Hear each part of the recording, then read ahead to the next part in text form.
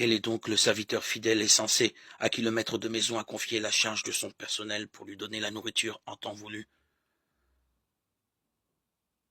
Heureux ce serviteur que son maître en arrivant trouvera à son travail. Amen, je vous le déclare. Il lui confiera la charge de tous ses biens. Mais si ce mauvais serviteur se dit « Mon maître s'attarde », et s'il se met à frapper ses compagnons, s'il mange et boit avec les ivrognes, son maître viendra le jour où il ne l'attend pas et à l'heure qu'il n'a pas prévue. Il se séparera de lui et le mettra parmi les hypocrites. Là, il y aura des pleurs et des grincements de dents. Matthieu 24, 45-50. Prenez un bel arbre, son fruit sera beau. Prenez un arbre détestable, son fruit sera détestable. Car c'est à son fruit qu'on reconnaît l'arbre. En chance de vipère, comment pouvez-vous dire des paroles bonnes, vous qui êtes mauvais? Car ce que dit la bouche, c'est ce qui déborde du cœur. L'homme bon dans son trésor qui est bon prend des choses bonnes. L'homme mauvais dans son trésor qui est mauvais prend des choses mauvaises. Je vous le dis, toute parole creuse que prononceront les hommes, ils devront en rendre compte au jour du jugement. Sur tes paroles, en effet, tu seras déclaré juste. Sur tes paroles, tu seras condamné.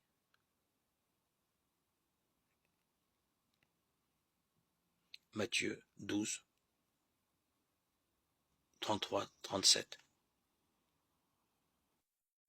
Chargé d'annoncer l'intervention divine créatrice du peuple nouveau, Jésus est, à l'image des grands prophètes, le souffre-douleur des hommes, transpercés à cause de leurs péchés. Isaïe 53-5. Il est objet de mépris. Rébut de l'humanité. Isaïe 53-3.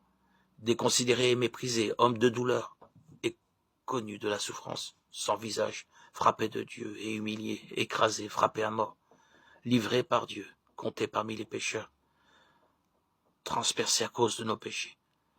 Ces formules inlassablement reprises manifestent à quelle profondeur le serviteur porte jusque dans sa chair le poids du péché de ses frères. C'étaient nos souffrances qu'il supportait et nos douleurs dont il était accablé. Isaïe 53-4.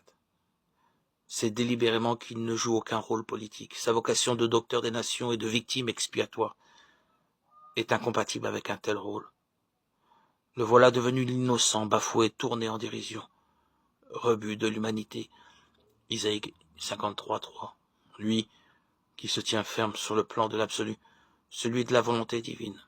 Il déconcerte tous les hommes qui, consciemment ou inconsciemment, refusent de vivre à ce niveau.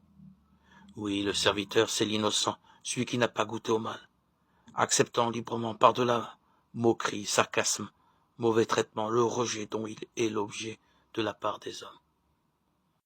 Ce peuple m'honore des lèvres, mais son cœur est loin de moi, se plaint Jésus en reprenant Isaïe 29-13. C'est la plainte constante des prophètes. Mettre sa sécurité dans les œuvres, dans les actes, dans le faire. Mettre l'accent sur des pratiques, des exercices, comme les pénitences corporelles. Et devenir ainsi formaliste.